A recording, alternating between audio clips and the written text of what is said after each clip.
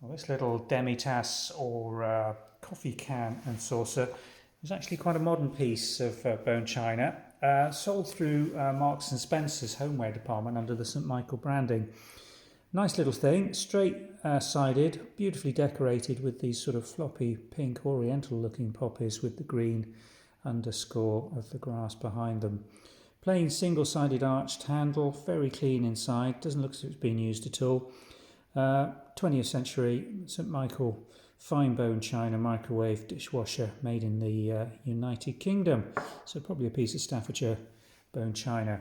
And the little saucer that comes with it, 5 1/8 inch diameter, slightly curved walls on this one, nice central clean, very clean saucer well here with no marks on it at all and matching St Michael marks.